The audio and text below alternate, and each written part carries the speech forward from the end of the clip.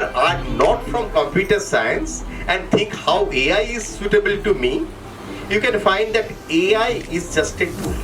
Like, can toothbrush or toothpaste say that I am developed by a chemical engineer, so only chemical engineers can use it? Nowadays, everyone is using toothbrush and toothpaste in the body. Like soaps, like shampoos, like toothpaste, AI is something like a usable commodity now.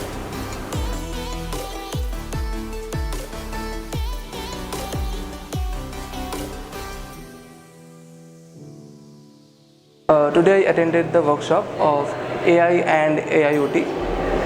It was quite good. I learned a lot about the history of AI, how AI was first implemented and what was its progress, how different peoples of the society used AI for their personal benefits. So yes, that was my experience from today's AIoT sessions. Thank you. Students, I have a message for you. AI is somehow the future. So we have two options. According to my professor, my research advisor of earlier organization, I can tell you that AI and automation is something unavoidable.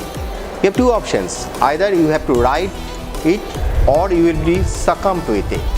So my suggestion, better to be the boss over that AI wave that is coming.